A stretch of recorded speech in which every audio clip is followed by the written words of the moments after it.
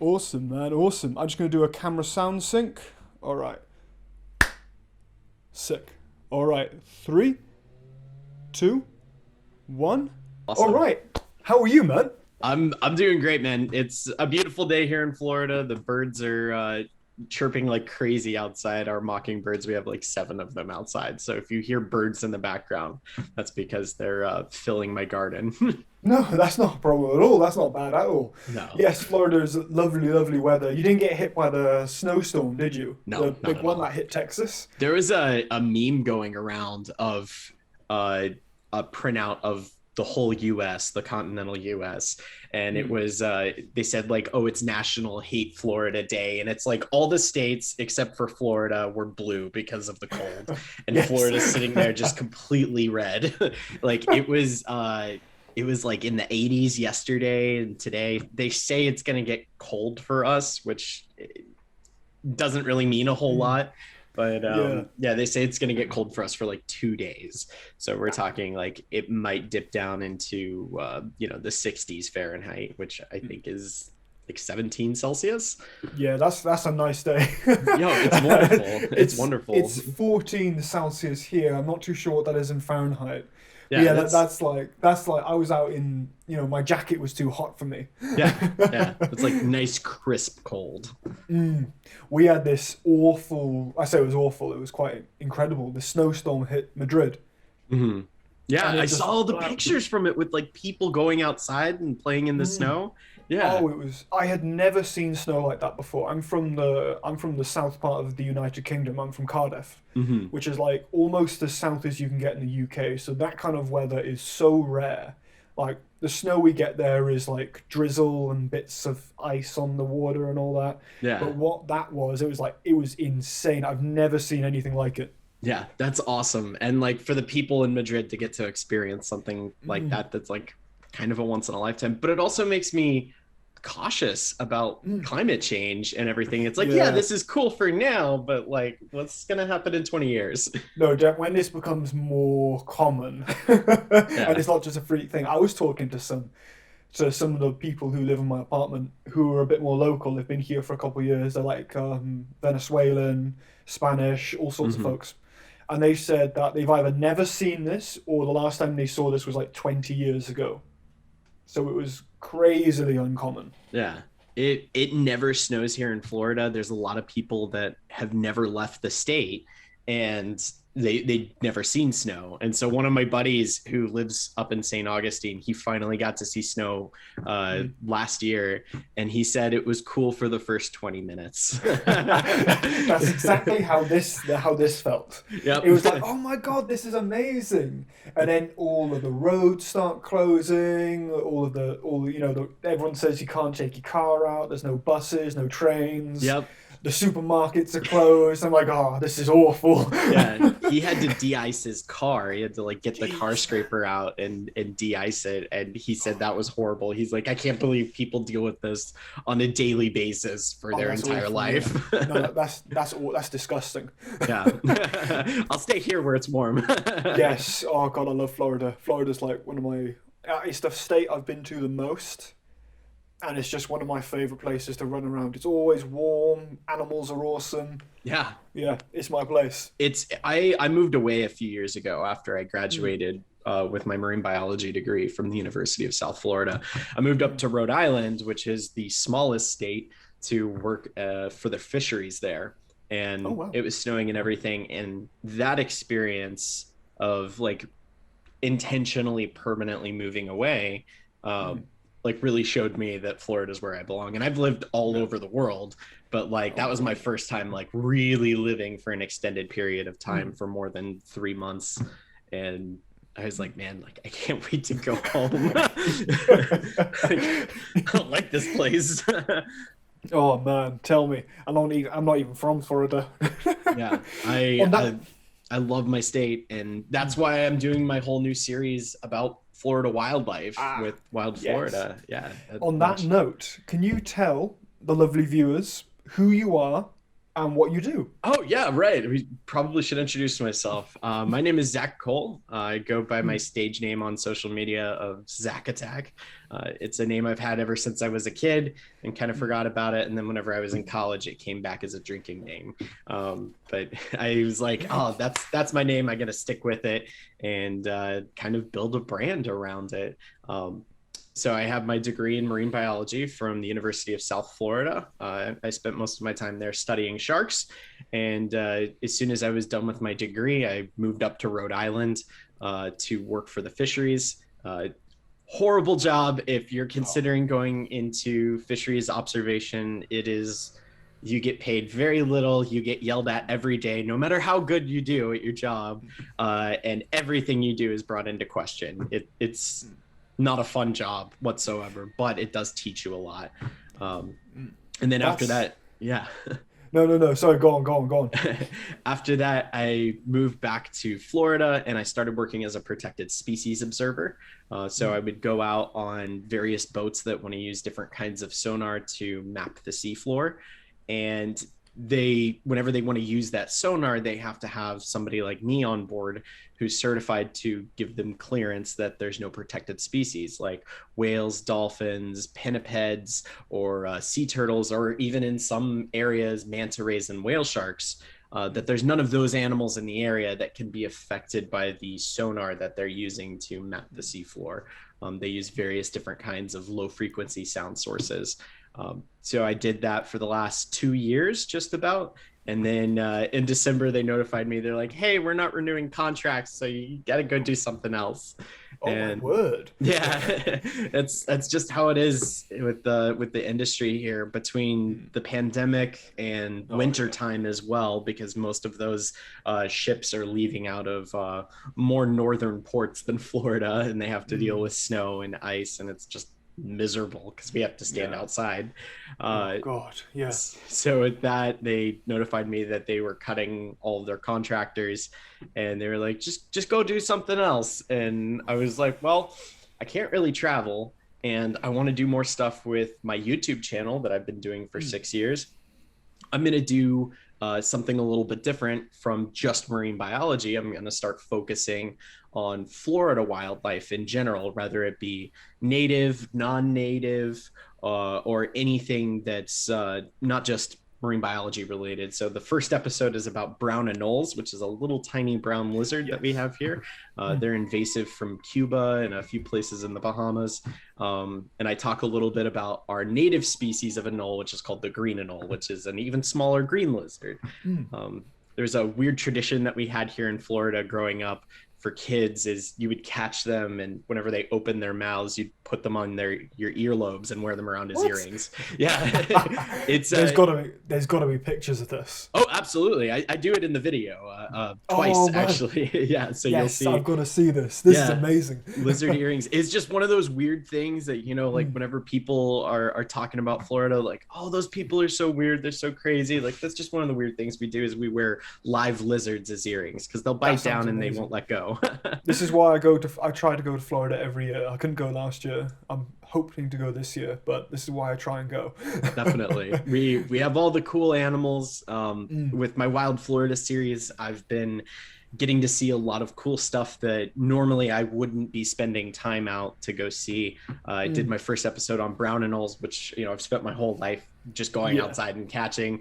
The second episode is about the Florida scrub jay, which is the only endemic bird species to Florida. Wait, what? Yeah, it's called the Florida scrub jay. It's they're related to crows and other corvids, or if you're familiar with the blue jay, they look like a blue jay without the crest and without the flashy colors. They're just a little kind of gray blue bird, and they have no fear response to humans whatsoever. So I've got footage of them landing on my head and hanging out with me, and it's like really cool to have an interaction with a wild animal like that where it feels comfortable enough not just approaching you, but landing on you. Yes, like actually on you. Man, Yeah. you've had a crazy couple years. That's a Yeah. huge. So is that the span of 6 years? That is the story that I just told you is the span of 3 years. Oh So, wow, um, so for man. my YouTube channel, my first like big adventure with it was right at the end of 2014, and that was my Yeah. parents were wanting to go to California, and Yes. I was still in college, and I was like, hey, like I've got this cool idea that I want Mm. to do a YouTube video on. Could we go film the elephant seals that are there in Oh man, California? yeah. So we flew Man, into that's a San big day. Francisco and we drove all the way down the coast to San Diego. And about Mm. halfway through, we stopped in a little town called San Luis Obispo. Um, Hmm. and there's elephant seals that in December it's their breeding season. So all of them are Oh, on the beach, the males, the yeah. females, the pups. You've got the large bulls that are fighting others and establishing dominance in their hierarchies there. You have Yeah. the beach masters that are, the top dogs Oh there. man, yeah. And I got footage of them fighting. And that was my very first YouTube video. That That's was amazing. it was awesome. I That's downloaded Premiere amazing. Pro and I had no clue what I was doing. And I still don't. yeah, exactly. And that was my first video, and it's still up on my channel. I always had like the idea of calling the series On the Hook. Um, Yeah, yeah. so because it's like, oh yeah, I've got you hooked on this species or Mm. something like that. That was the idea. Yeah. And that video is still up on my channel, and it's at a few hundred views. My channel's still pretty small. Those elephant seals are incredible. Oh, absolutely amazing. And like there was a younger one that got really, really close to me. That like it came up to me and I'm like, look, like I don't want to make your mom or your dad mad. Like Yeah, you can stay yeah. over here. That is And that is an enormous animal to get close to its pups. yeah, yeah, That's a scary animal. they're Oh um man. they're really cool. They ignored me most of the time, but this little Yes. one seemed to take an interest just to get a Mm. little bit closer to me. Um, Are those the same elephant seals which are like really close to human towns? yeah, so you'll see. I think it's in Argentina and a few places in southern Argentina where the southern elephant seal, which is the southern variety down around Antarctica, they're the ones that'll like go into different towns and everything. Oh man. Yeah. Yeah, so the ones that are in California are the northern elephant seal. They're a slightly different species, Okay. just Yeah. a bit smaller, and they aren't really in like towns or going into roads. They stick to the beaches. Okay then. Yeah. Yeah, Yeah. Because so I was in a couple years back, I saw some elephant seals in Argentina, and it was this not crazy remote, but it was like a good fair distance from some towns and or villages or anything. yeah. And I was like, and I remember watching some videos of like elephant seals like toppling on cars. Yeah, I yeah, was thinking that would be amazing. I wouldn't want it to be my car, but definitely not. if it was somebody else's car, oh, I'm filming that. That's amazing. There's a few spots in South America where the seals and they also have sea lions down there. Mm. Just no sense of personal space or property. I mean, of course they're animals. Yeah, they But have then no you'll see like sea lions like sitting on people's cars in their driveways, That's just amazing. finding a good spot to bask and but we don't have any pinnipeds in Florida, sadly. No, We I feel occasionally like get seals that like visit from a little bit further up north. mm, We've had one in 2018 and 2020, but that's about it. yeah, yeah. I feel like Florida could use some seals. Then it's almost perfect. Well, we used to have seals that were native here. We had the Caribbean monk seal. They were in Florida. They were in South Florida. There were reports of them in South Florida, but sadly they're all gone. I remember in 2014 there was a white shark that OSearch was tracking. Her name is Catherine, and she came Mm. down around circling Florida, Oh, and she that's went all the awesome. way onto the Gulf side. And there was a big theory that she was hunting for Caribbean monk seals because she Oh might man, be old enough to yeah. remember when they were There were monk present. seals about. Yeah, Yeah, that's absolutely. that's kind of sad actually. That would have been a really cool sight. Yeah, there's Yeah. still occasional reports that some people are like, "Hey, I see what I think is a seal down around the Keys or something like that." Most likely, it's a manatee. Um, Yeah, a yeah, lot of people confuse manatees for a lot of different things. yeah. I Um, can imagine. So, but it's one of those things that it's like there are other species that we thought were extinct and have shown Mm, up before, like birds.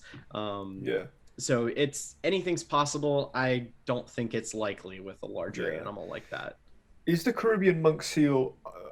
Forgive me for not knowing, but is it in the Caribbean still, or is it extinct completely? It's completely extinct. Oh yeah, As yeah. far as I Okay, know, it's yeah. completely extinct. I think they actually changed its status from critically endangered to extinct in like 1991. Really recently. Yeah, it was Yeah. relatively recently. I mean, they hadn't been sighted. The last one seen was in 1952, Mm, and that one was in a zoo. So if yeah. you like look up pictures of Caribbean monk seals, those will be the pictures of the ones. God, it's like Uh, the American thylacine, isn't it? yeah, Yeah. sometimes, yeah. The American thylacine. That's a really good Yeah. comparison there. People always seeing it, confusing other animals for it. There was something in the news about thylacines recently, and I'm in Spain, so all the news I get is in Spanish, so I can't read it. So Yeah, I've just seen like thylacine, and then the rest is Spanish, and I can't figure it out. yeah. Do you know anything about that? There's always reports coming out of like Tasmania and everything about thylacines. Hmm. There's been like a few like videos Oh that wow. people have taken. And I think it's all localized to Tasmania. I don't know about the Yeah. rest of mainland Australia, but Mm, I'm pretty sure it's all in Tasmania, where people have taken videos of a cat-like creature mm. that looks long and skinny enough to potentially be a thylacine, and people are like, "Oh yeah, I see this all the time in my backyard."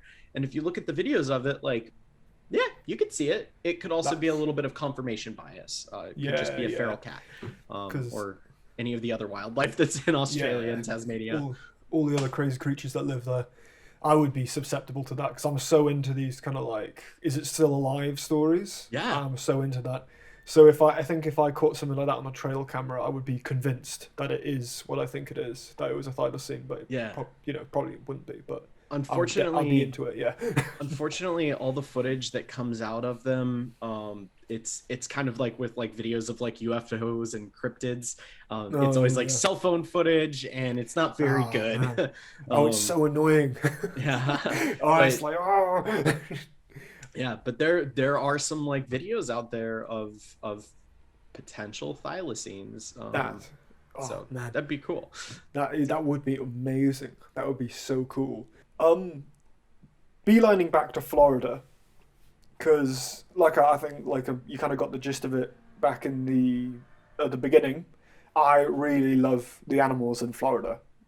I Definitely. think it's one of the most underrated environments that there are on not just North America but in general because it's such an incredible place like the Everglades and Big Cypress.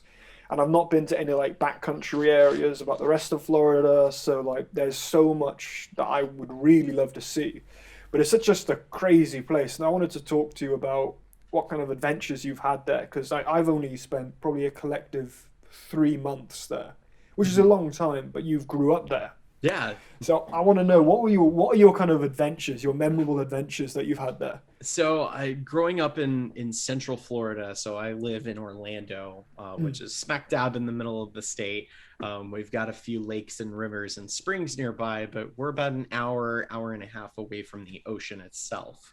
oh wow. So I have to drive everywhere if I want to get somewhere, Yeah. which is totally fine because Mm, we're a beautiful place to drive in. You don't have to worry about snow or salt on the yeah. road, and our toll roads are pretty well taken care of. But wildlife wise, especially since I started filming the Wild Florida series, I've been Mm, having all sorts of really cool smaller encounters with various wildlife. yeah. So the this past week on Monday, my girlfriend and I went down to West Palm Beach. We got up at like 4:30 in the morning, I was and done.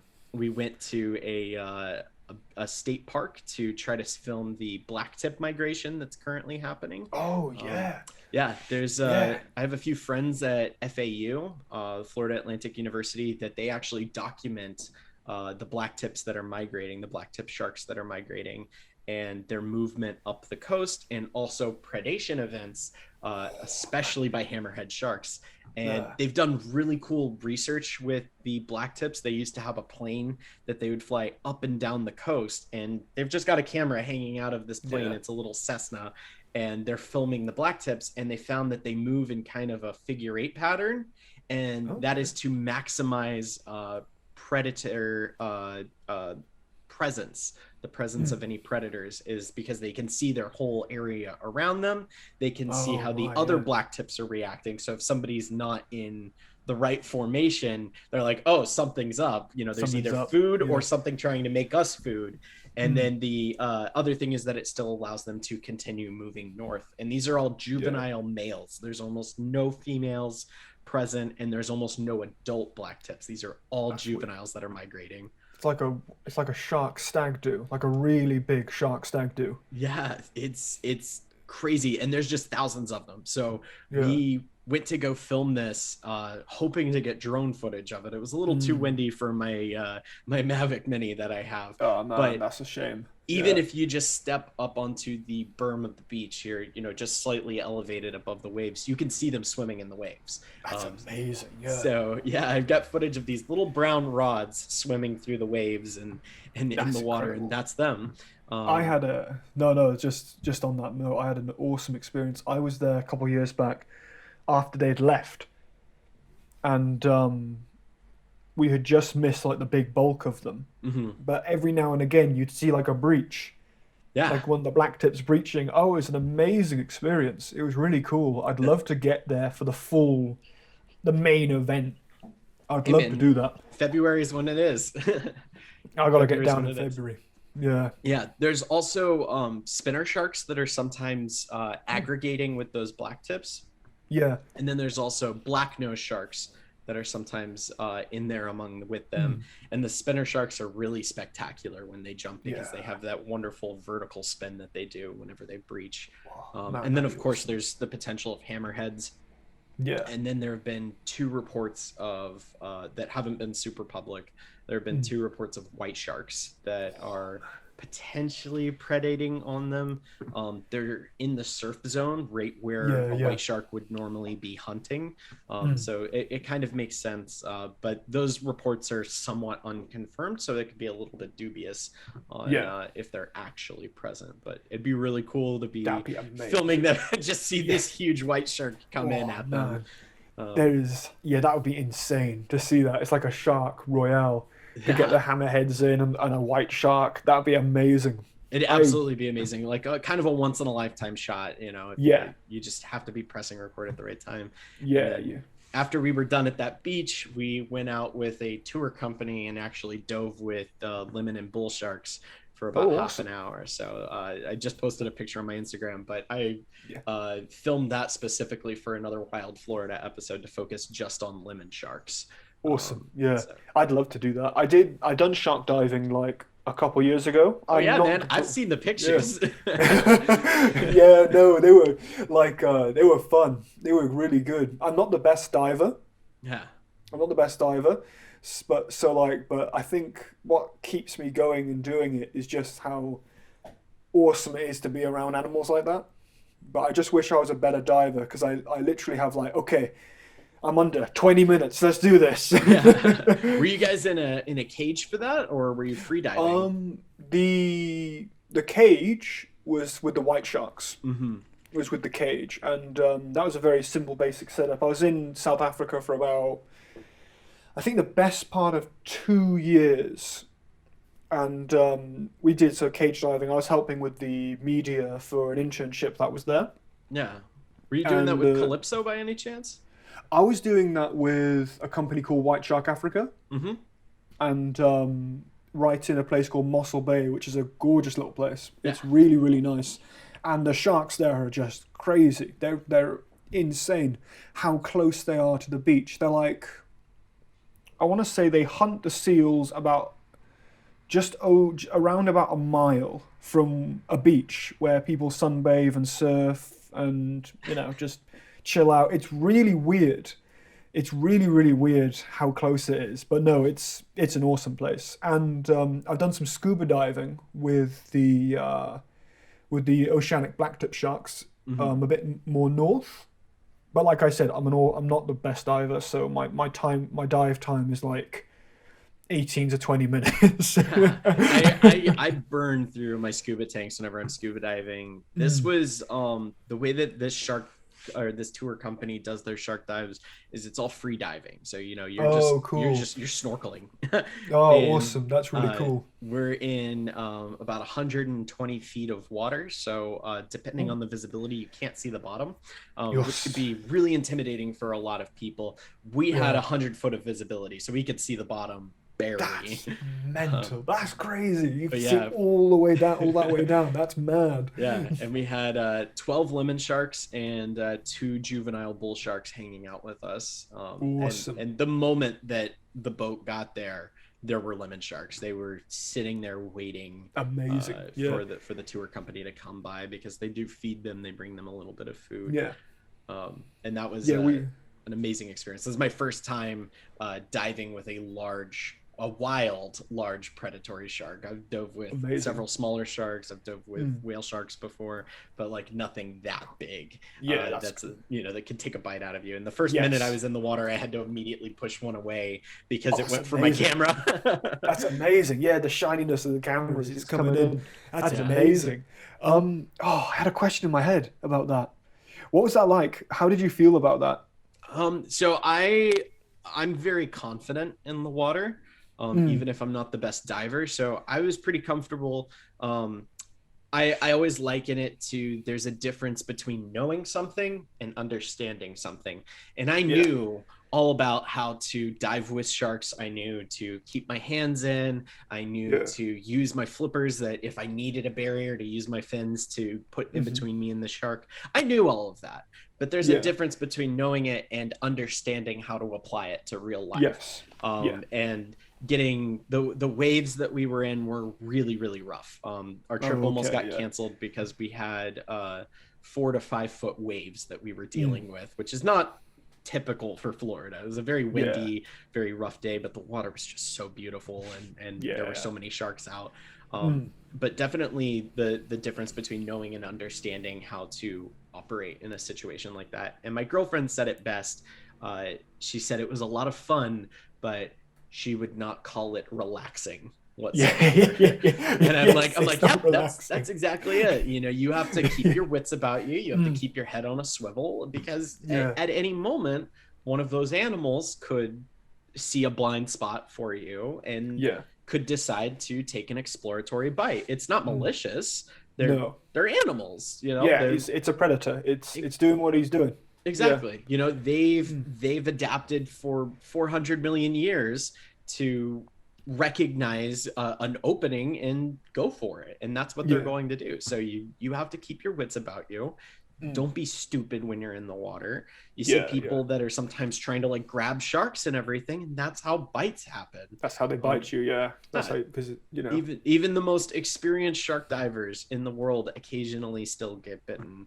Mm. I remember Jim Abernathy a few years ago, who's a Yeah. big shark photographer and shark advocate. He got bit by Mm. a lemon shark, and Yeah. he had to go to the hospital for that. So Yeah. just it's one of those things. Never let your guard down if you do want to have an experience like that. It's enjoyable, it's fun, but keep your wits about you, because Mm. whenever you lose that, whenever you let your guard down and kind of fall into uh, the the moment, you get lost in the moment, that's Yeah. when accidents happen. That's Yeah. when bites happen. Yeah. You've got to keep your head on with any kind of animal encounter. Absolutely. I agree with that completely. Yeah.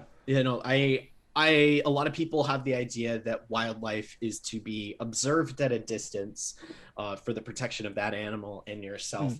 I have a slightly different philosophy. Growing up, because in Florida we have so many different snakes, especially, and because Yeah. I was one of those kids that always was like, "Oh, I want to pick it up." My dad Yeah. taught me. He said, "Never pick something up if you don't know what it is." Yeah. Never have a hands-on experience with something unless you know exactly what you're dealing with. And his Yeah. logic was, if I knew it was a venomous snake, I'm not going to pick it up. Yeah. Because I'll know to treat it with caution and respect Yeah. and distance. Mhm. I think that that's a good philosophy for people to have, Yeah. especially if they enjoy interacting with wildlife. I think that also keeping in mind the safety of the animal Yes. is Yeah. is absolutely paramount. So with like the scrub jays that I filmed a few Mhm. weeks ago for my show, I have them landing all over me. And I don't Yeah. touch them at all. They're doing this all on their own accord. I'm Yeah. just Yeah. Yeah. standing still because I don't want those animals to get scared and accidentally get hurt or something like Mm. that. When I was filming the lizards just in my backyard, Mhm. they have a defense mechanism where they drop one of their tails. They literally detach their tail and Oh, it yeah. wiggles free, like it's its own living Yeah. Yeah. entity. I caught one lizard and it decided I'm going to detach my tail now. And so I just Yeah. have Oh like God. blood from this animal all over me because it's Oh bleeding man. out of the base of its tail. And I'm like, I didn't mean to do this to you. Yeah. So no, Yeah. fortunately for me, that's a natural process that this animal does. He Mm. thinks I'm a predator, and from his Yeah. perspective, he was captured by me. So, Yeah.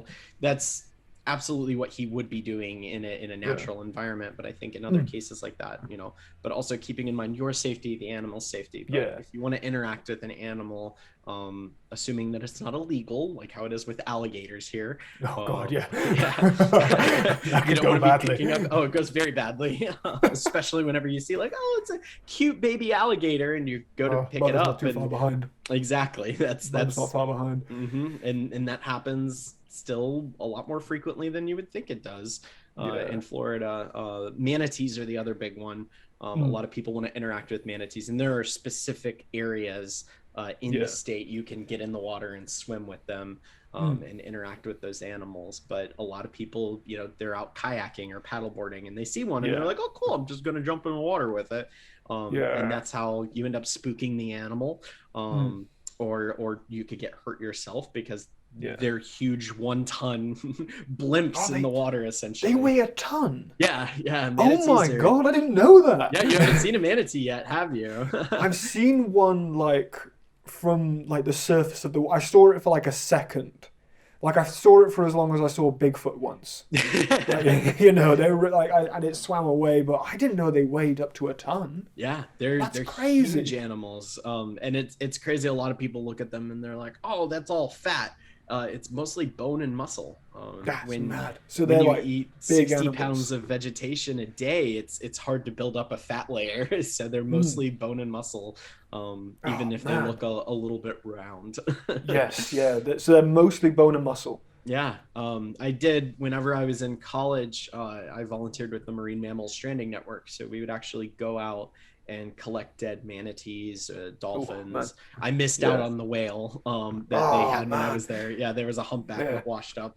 I really wanted to do the necropsy on it, but I would do necropsies on. I've necropsied 5 manatees and 23 dolphins. And manatees there's so many intestines inside their body cavity. Yeah. It's absolutely crazy. I first learned it by the name of sea cow. Yeah, the sea cow. Yeah. That's a little bit of a more antiquated name. There's an extinct relative of theirs that's called the Stellar sea cow, and that's where the name kind of translates over because a lot of European explorers of up and around Alaska, where that animal was found, that name just kind of crossed over. But I mean, they are cow-like in that they're constantly grazing because they have a huge metabolic requirement for all the vegetation. Like I said, they eat between 50 to 60 pounds of vegetation every day. That's a lot so of they're food. just constantly grazing. That's a mad amount of food. Yeah, that's crazy. I want to talk a little bit about alligators. Yeah. But absolutely. first of all, I need to change the SD card on that camera. Okay. For the viewers, I really, really wanted to. I don't want to forget about this. So before you forget anything else, I'm going to go and change the SD card. But can you please tell me about the wildlife show you're doing? So I've been posting various different videos for the last year on my Wild Florida channel, covering everything from brown anoles, Florida scrub jays, veiled chameleons, Reese's macaques, American flamingos, lemon sharks, American crocodiles, American alligators, and I've been working on a project about small-toothed sawfish, which I'm really excited. And I hope that this series can the kind of end of it will be filming a wild Florida panther, which Oh is man, yeah, regarded as yeah, the rarest animal in Florida. mm, There's only a few hundred of them that they think are yeah, left, and there is very little footage of them. And mm, having the opportunity to film them in the wild, yeah, whether that be me in a tree hide, mm, up above the forest looking down, or oh if yeah, that's setting up trail cams for it. I hope that's where this series will eventually kind of end at. yeah. The Florida Panther one is that's going to be an awesome thing if you pull that off. That would be really cool to see that. It'd be absolutely amazing. I'm already discovering the issues with filming something like that, with trying to film the Florida black bear, which is a smaller Yeah, subspecies of the American black bear that's mm, found here. Um, Getting up close to those large predatory yeah, mammals, mm, um, they're so reclusive, and they're yeah, so remote and random in their appearances, mm, with where they show up, even in people's backyards, or yeah. occasionally in downtown Orlando, like what happened That's last year. There incredible. was one that showed up in downtown Orlando. It's like, What? yeah, yeah, there was. Was it Um, done at Disneyland or is it coming in for a chill out? they don't know. He was just walking along the side of the road, and Oh, they that's came really out and weird. captured him. Yeah. Yeah, So uh, with covering something, discovering the issues that I'm have filming the black bear are yeah. issues that I'm going to assume will also apply to the Florida panther, which has a lot more rules and regulations around it. Oh no, I can imagine for good reason because it's so rare. Yeah. But Yeah. yeah, that's gonna be tricky. Have you thought about trying to, like, I don't know, the way some people film leopards in like Africa or something, a similar strategy, So like you so say, a you, tree hide. Yeah, so the tree hide is kind of what I figured would be the go-to. Mm. The biggest issue with being in a tree hide is a that I don't have one. So it's a pretty big That's issue. a massive um, issue. Yeah. but also the fact that South Florida is incredibly buggy. It is Oh. between the two main biting bugs that we have there, that are in the forests, the no-see-ums and the different mosquito species that we have, Mm, being mm. in a tree hide for potentially a couple of days, Yeah. attempting to film a panther that I might see for a minute. If Yeah. I spent a night in the Florida Everglades, one night. And I remember I was doing some filming and I looked down at my arm and there was just like about 10 mosquitoes on one arm and there was 10 more on the other and I could literally pick them off like splinters. Yeah, you were probably at the at Everglades National Park, right? Yes, Yes. yeah. Yeah, Mm. the mosquitoes down there. Oh my goodness, they're awful. They're Oh so man. bad. There's they have like the at Flamingo campground. They have the main Hmm. campground area, um, and then they also have kind of the primitive campground area that's right there by the water. Hmm. It's down past like the eco tents that they have there, Yeah. and that area any time of the year is so horribly uninhabitable, Yeah. specifically because of the mosquitoes. You go to walk out there and it's all muddy and everything, but also you Yeah. walking alerts all the mosquitoes that are sitting on the grass that, oh, there's food nearby. There's food nearby. Then they come and get you. Oh. Yeah, they are It, awful. I use permethrin on my field clothing, which mm, some people have negative feelings about because it can potentially affect felines. yeah. It can kill cats, which we have a very bad feral cat problem in Yeah. Florida. That's Um, something I'd like to talk about just after you're done. That's something I want yeah, to yeah. mention. Yeah. But I use permethrin on my clothes to keep the mosquitoes away. Yeah. I Um, don't blame you because like I was that for some reason I chose to wear shorts on this shoot, right? So I wore shorts. Big I wore mistake. a short I was wearing a short sleeve shirt and I was like, "Oh, I'm ready." And I'm going out with my guys and they're all like, dressed properly. And they're like, "Dude, what are you doing?" Oh, Yeah, I remember I had sores, like not like sores, but bite marks all yeah. over my arms, on my legs. Oh, it was horrible. But just while I have it in my brain, um, I want to talk about the cat thing because that's come up quite a few times, and even in some of my hiking spots that are quite close to me, Hmm. I see tons and tons of feral cats, and I always hear the debate about feral cats in the environment, especially with Florida with invasive species Yeah. stuff. I feel like that's a good thing to talk about. What is wrong with feral cats in Florida? So Florida has one of the largest migratory bird populations in the Mm. world.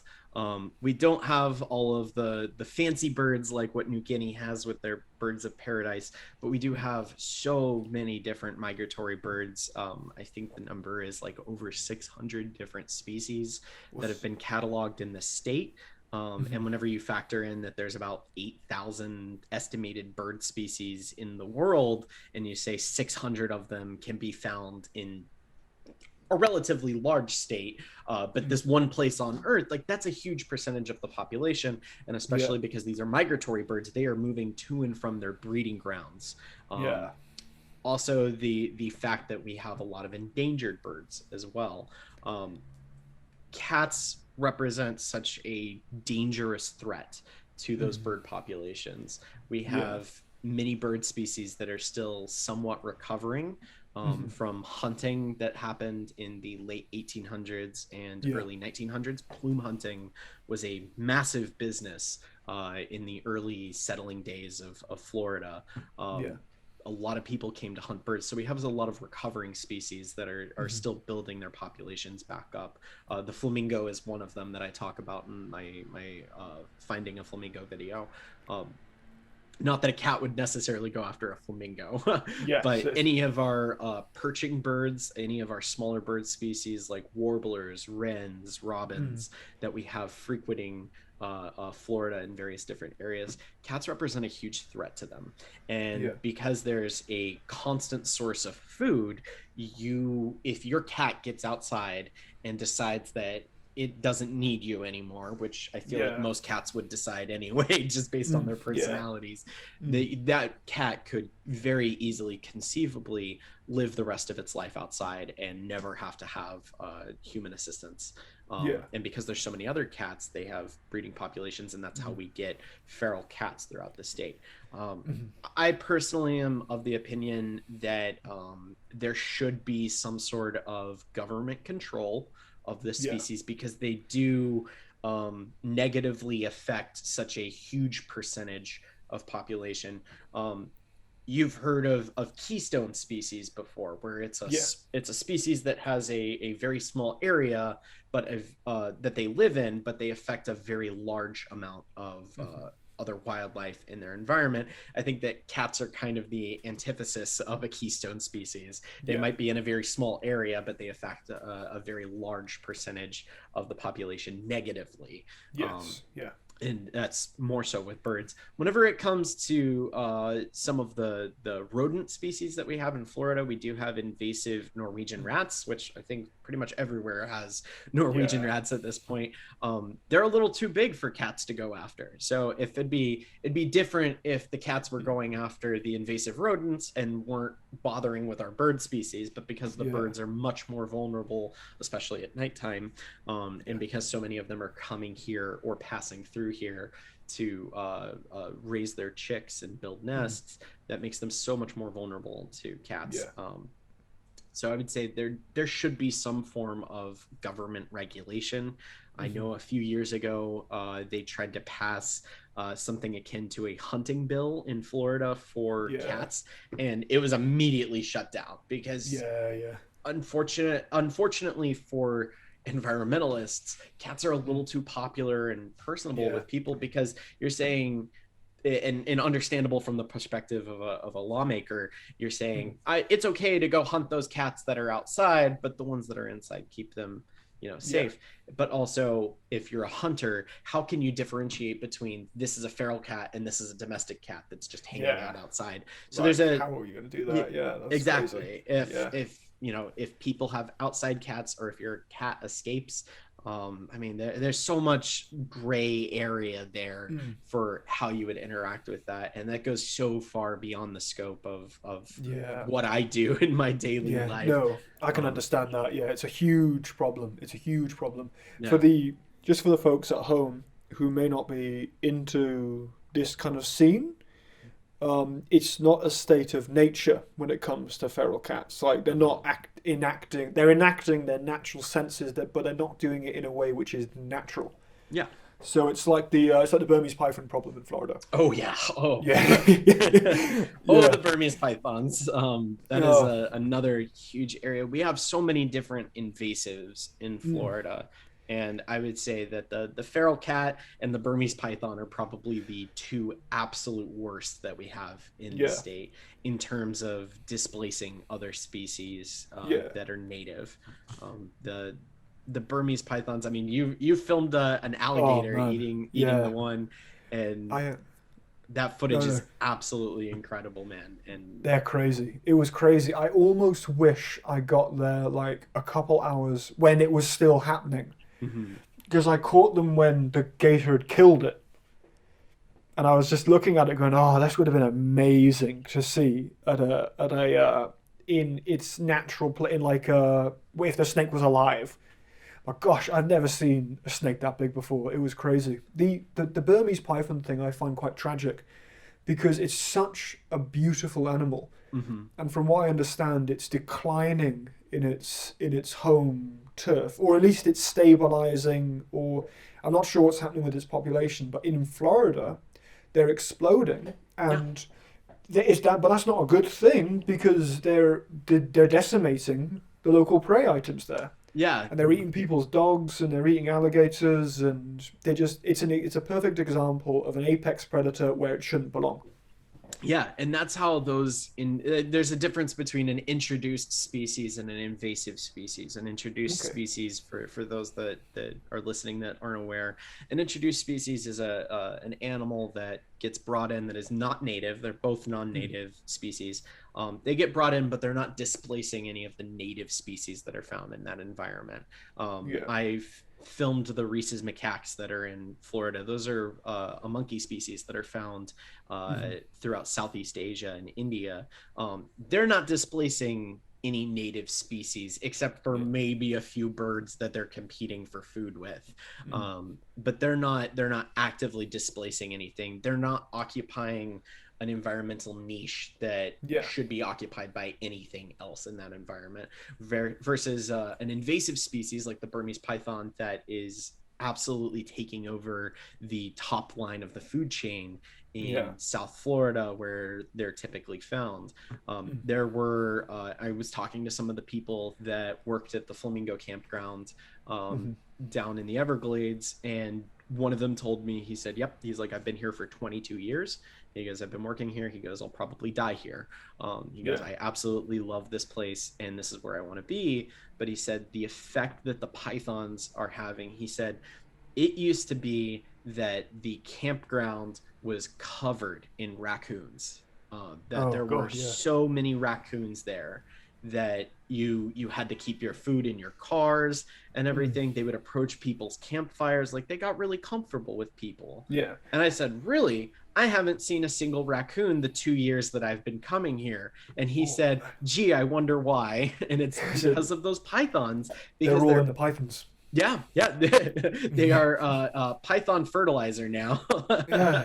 Damn. And It. that's just another way that this non-native animal is affecting something. They will eat juvenile alligators and the endangered American crocodile that is down there. Yeah. Um, That's rough. yeah, they'll eat both Mm. of them, juveniles and adults.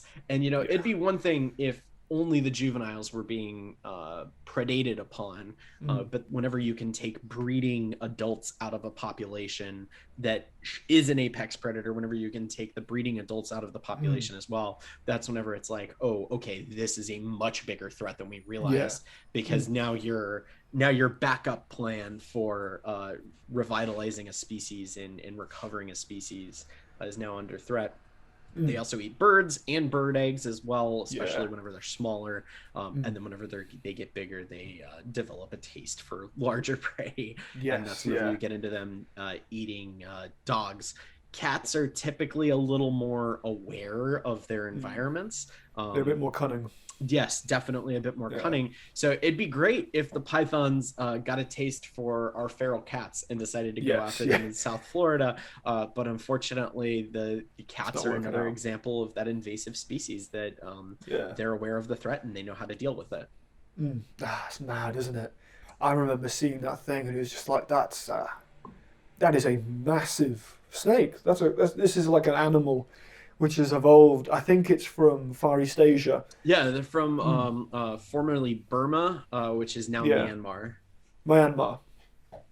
They're from this crazy place, thousands of miles away. They're brought into an ecosystem which is perfect for them, Hmm. and then they just go. They have at it because there's not many natural predators. There's tons of food. Yeah, Yeah, they just go crazy. It's a the stunning, stunning animal, but and not in and one Florida. thing that's making it even worse is the fact that they are very almost exclusively being found in Everglades National Park, which it is illegal to hunt in.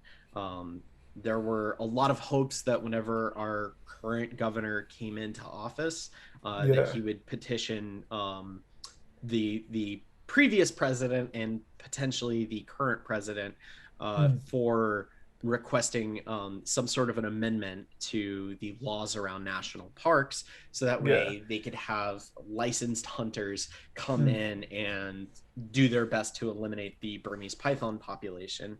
But Mm. as it is currently, that's not at the top of their priority Yeah. list. They're much more focused on saying nasty things about each other on Twitter and dealing with the pandemic and stuff Oh like that. Jesus. Yeah. Um, Saying so nasty things to each other on Twitter. yeah, Top yeah, priorities. absolutely. It's really sad and it's very Yeah. frustrating for me as an Mm. environmentalist to be like, really, like this is all you have to do. Like Yeah. this isn't what we voted for you on, I regardless of know. which political side you're on. Yeah. No, because I know a guy. I met him a couple of years back when I was in the Everglades, and it's he's got like some kind of permit to hunt these pythons, but I don't think he's actually hunting in the Everglades, like you said. Like Yes. he's hunting in the areas around it. Couldn't somebody make some kind of, I want to say an excuse to allow X amount of people to go into the Everglades to hunt solely for these snakes? Because they're probably breeding there because no one's eating, like no one's going after them there. Yeah. Yeah, so and that's why they keep leaking out into the rest of Florida Yes. because they're untouchable where they breed. In an ideal situation, and once again, this is not, I'm not an expert on this. This is my opinion as an environmentalist and as a biologist. Yeah. The way that I see to solve the Burmese python population would be to have certain certified individuals that Mm. are adept at identifying their species before they Mm. kill them, because you don't want hunters to come in and be like, oh, there's a snake over there, and they end Yeah. up killing something like an indigo snake, which is a Oh God, recovering yeah. snake population. Mm. Really beautiful, really amazing Yeah. snake. Looks nothing like a Burmese python, but No. it is a snake that you might find in some of the Yeah. areas that python would be. So it would be great if we had certain certified individuals and you had enough of them that had the time and resources to go Yeah. in and remove these pythons. Mhm. I've heard the idea tossed around about having a bounty on Burmese pythons, with allowing that would be one way to kind of incentivize people to Yeah. have this hypothetical certification Mhm. to go in. But then you also run into the issue of, what if they're just collecting or breeding Burmese pythons at home and Yeah. bringing the carcasses in to collect the bounties? Because we've had issues with like our invasive lionfish that are found Mm. in our coral reefs now. We've had issues in the past with people collecting bounties on them and photoshopping images, Oh or God. having breeding populations in a tank at home, and then they put them in a bucket and they take them out and they stab them with a spear, and then they collect a $50 bounty on each Man. lionfish. It's ridiculous the lengths that people will go through to kind of cheat the system Yeah, in those that's ways, and God. it's I've never thought of that. yeah. That's crazy. Yeah, of course. That's one of the biggest issues with incentivizing it, because it'd be great if everyone would just do it out of the kindness of their hearts, but that's also talking about a lot of time, money, Yeah, resources, and risks to that individual, because the Everglades is a naturally extremely dangerous environment. It's yeah. There's incredibly crocodiles remote. and alligators. Crocodiles and alligators and the pythons. Yeah, There are so many different species there, not also including all of the venomous snakes that are found in South Florida, coral snakes, water moccasins. You've got those to deal with, as well as rattlesnakes. We have two different species of rattlesnake that are found here, yeah. copperhead snakes, which aren't really found in South Florida too often. Hmm. So there's a lot of different risks that are involved with that, but also the remoteness of, you might need a The boat location. to get out there, or you Yeah. might need an all-terrain vehicle to get Mm. out to a certain area, and then you've also got to march through different areas of potentially protected plant life that are out Yeah, there. yeah. You God, know? yeah, of course. Yeah, you're trudging Um, all over the ecosystem. yeah, so there's so Yeah. many different risks, and I understand why a politician would look at that and say, you know what, I'm just gonna, say something nasty on Twitter instead. Yeah, yeah, yeah. It's just easier. Yeah, It's it's just a easier to very stick to 140 complicated characters. situation, and Mhm. and I like to look at it from both sides of, oh yeah, we Yeah. should absolutely be doing this, but wait, what are the risks that are Yeah. involved with doing this as well? Yeah, you've got to understand those risks. It's such a massive issue, and I've never even looked at it like that. Like, because I always like me and my dad always talk about these things, Mhm. and we've always been in agreement that we should just get a bunch of duck hunters or some like educate them about what pythons look like, and then send them off into the reeds to go catch these things. And we were like, yeah, that'd be perfect. But everything you've just said puts a big wrench into my plan. Yeah, exactly. Because it makes sense. Like if you could breed these things at home and then just collect checks. Oh Yeah. God, that's so annoying. And It's also it's you very got people- annoying. Yeah. You want to I like to hope for the best in people. I Mm. believe in altruism, that it does exist in people out Yeah. there, but there's also an inherent selfishness, and Yeah. it might not necessarily be something malicious, but like if you Mm. have somebody that it comes from a more impoverished background, their priority is taking care of themselves and their Yeah. family, and if there's a way for them to do that, then they're going to. Yeah. They're not doing it to harm anyone in particular, but they are trying to take care of themselves, Yeah. or maybe help pay off a college debt, or to Yeah, help yeah. pay off their house, because things are getting so expensive here in Mm. the US in regards to that, and that is a whole nother That's a iceberg that whole- we'll yeah. leave alone for right Yeah, now. I have no idea what to do with that. But no, I get that. You can't blame people for doing it, but if they need to do it, they're gonna do it. Yeah. Yeah, That's a mad there's a will, story. there's a way, and that's, for better or for worse, that's how it is. Yeah. Oh, that's a crazy story. Well, that's a mad story. I've been wanting to do something with the pythons for a while. I just haven't had the time, money, and current situations to go and do it. You're a bit far away. A bit far away, yeah. Yeah. I'm a bit far away, but it's such an interesting, tragic story that you just want to try and. Have you heard of something called a Gordian knot? I'm not entirely familiar with that. No. It's a story about, I can't remember his name, Alexander the Great. Mhm. He conquered some town, I can't really remember it, and a trader had a knot tied to his trailer, and it was so intricate that the guy couldn't figure out how to open it because it was so many knots, there's so much going on, but you had to take a step back, and then you ended up whacking it with a sword. Yeah. But it's an analogy for something like that. A massive problem that has so many kind of interweaving knots and ties, and it's just so complicated. And you got to really like look at it from another angle and figure out what's going on with it and how Yeah. you can unweave it.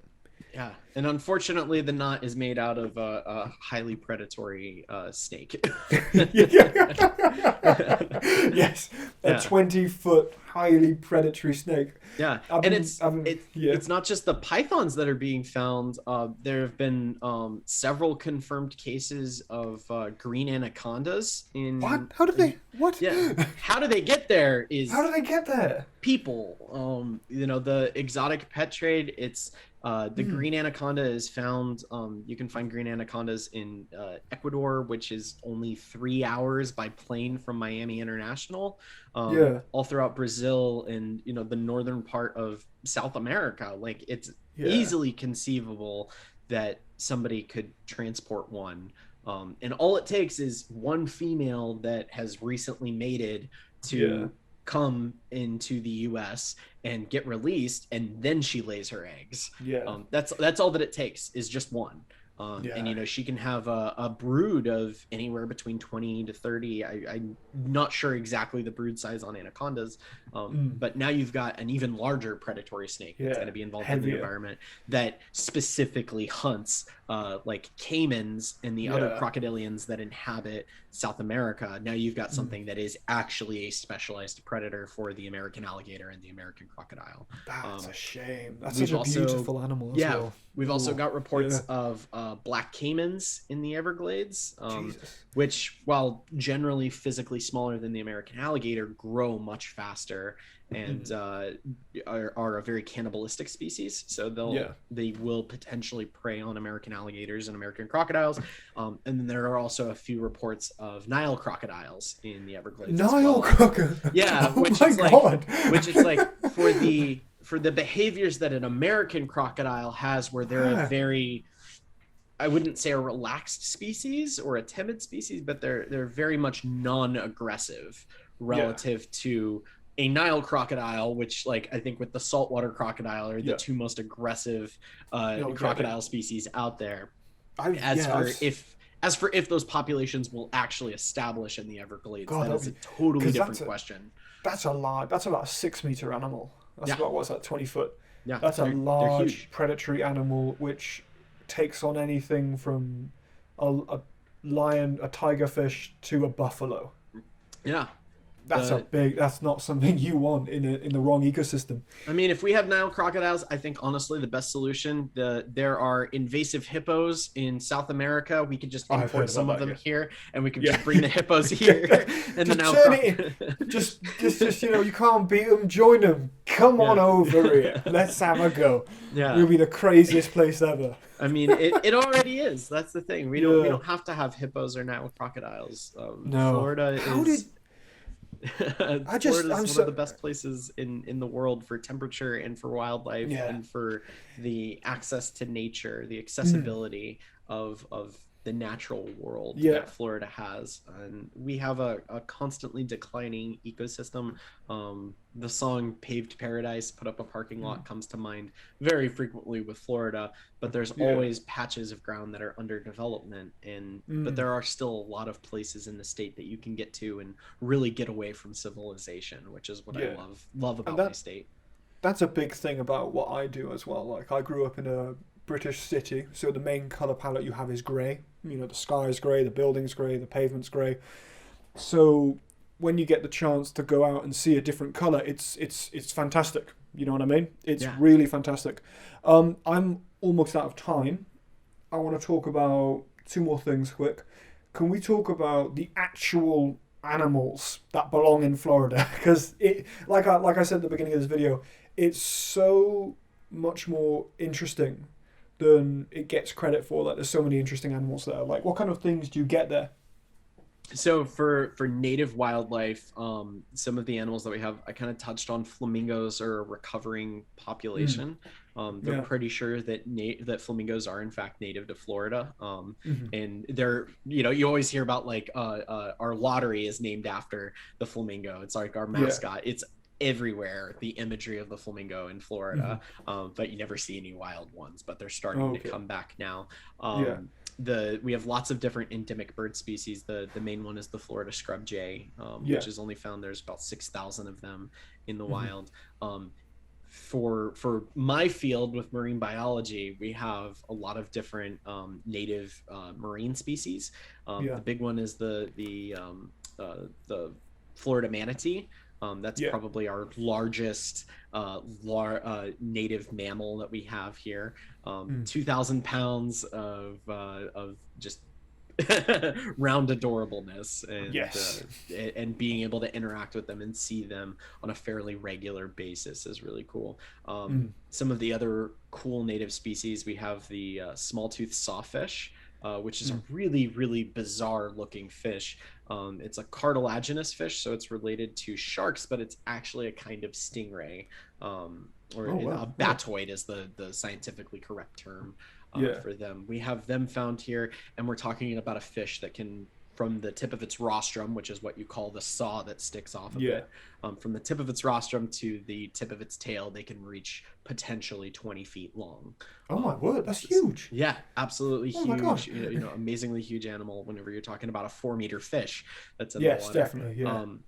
We also have two species of baleen whale that frequent our waters. We have the humpback whale, which is occasionally seen just off of our coast. And then the other big one is we have the North Atlantic right whale, which is a very, very critically endangered species. There's less than 400 of them left in the world. Jesus. And the females come down to Florida to give birth, to have their calves. Oh, so that's a special place for them then. Yeah, it's a very special place. It's their nursery. And they have it's really cool. The federal U.S. government designed a moving protected area for them that ships aren't allowed to go into during certain times of the year. So they migrate between Florida and Nova Scotia. So they spend their summers in Nova Scotia and they winter in Florida, just like so many people. They know exactly what's up. Yeah, absolutely. Some of the other really, really cool native species that we've of course got the Florida panther, which as I said, is probably the rarest animal in the state. We have our own endemic species of deer that's found in the Florida Keys. It's called the key deer. It doesn't look too different from what you're probably imagining a regular deer to look like. They're quite a bit smaller. They're about the size of a large dog. With slightly longer legs. Slightly longer legs. Yeah, but that's like weight category wise. There. Yeah, like a dog. They're like right there around 50 to 80 pounds. And they're very curious too. They'll come right up to your car. And that's kind of an issue, is that they don't have a huge fear response because they are such an isolated island species. They don't have a huge fear response, especially to cars. That's a bit of an issue. Yeah, that's generally how their mortality is affected. Is through cars. But a really cool, like I said, native species that we have here in the state. And then we also have our own subspecies of black bear. I focus mostly on vertebrates. I'm sure that there is somebody that specializes in insects that can tell you. Yeah, that's right, millions of those. Yeah, I'm sure. I mean, just off the top of my head, we have the velvet ant, which is actually a wasp that has one of the most painful stings out there. The females, they look like a giant red ant. It's kind of terrifying. Yeah, and then we have Brazilian fire ants as well, and they are everywhere. There's 3 nests in my front yard. Oh my God. I think I haven't any experience with some of these, but I did some editing work a couple months back, or not a couple of weeks back, and I remember in this scene, because I was given the raw footage, right? They were panicking about something on the ground. No, it's like, the fire. They're getting, and like she was saying, they're getting on my feet, and the guy on the camera's going, "Come on, quickly, quickly, quickly!" Yeah. And I think, yes, it must be. She must have been eaten by those fire ants. Yeah, they're not a native species, but they are found everywhere. We have a lot of other native ant species like bull ants and carpenter ants that can be just as aggressive, but not quite as painful from the venom that a fire ant has. I was just taking a sip from my drink, and I have a metal straw, which if you're listening to this, you should absolutely stop using plastic straws. Get a metal straw or a durable plastic straw that you can use. And that's because in Florida, of the 7 sea turtle species that are found on planet Earth, 5 of them can be found in Florida. That's mad. Yeah, that's crazy. we have nesting populations populations of Kemp's Ridley sea turtles, loggerheads, leatherbacks, greens, and hawksbill sea turtles as well. Awesome. And then, of course, olive Ridley sea turtles, which is the other species that's found kind of in the Caribbean, is occasionally sighted, but I don't know of any nesting populations in Florida. That sounds like an awesome place. Yeah. Florida is it's my favorite place on earth. I love Australia, I love New Zealand, I love South America, but I always come back to Florida. Man, just before we go, because we are running out of time, but I just want to hear it. What is your wildlife show? Where can people see it? And what kind of topics are we talking about with it? So my wildlife show, Wild Florida, can be found on my YouTube channel. I'm actually getting ready to rename my channel. So when this airs, I'm not sure, but the easiest way to find it right now is to find it through my Instagram. You can find me on Instagram at Barefoot Zach, which is spelled Z-A-K. That's barefoot_Zach. And I post various different things from adventures that I'm doing or some of my wildlife photography that I do on my own. You can find me on there. If this is premiering in later, then I'll probably have started my TikTok channel by now. Awesome. Yeah, so that's just another way to reach out to people and get them connected and teach them something. Yeah. And they can get to your YouTube series via your Instagram? Yeah, via my Instagram, or if you go on YouTube and you just look up Wild Florida, that's WILDFL. That's the actual name of the title on YouTube is Wild Florida. And there's the shirt if you want to see. Yeah, that's a sick logo, man. Thank you. Wild FL, I love that. That's so cool. We had the Kickstarter to actually raise the money to trademark this. Awesome. Incredible. Yeah, so awesome. The t-shirts are for sale. And everything. You just have to go through the motions. I don't have a website currently set up for them, but I'll hopefully have that set up soon. That's coming. Man, it's been a pleasure. I hope to one day actually come there when all of this is over. Yeah. I can come there, we can have a look around, but this has been amazing. Thank you so much for doing this. Absolutely. My pleasure, Ewan. No, thank you so much, man. All right. Take care. Cheers.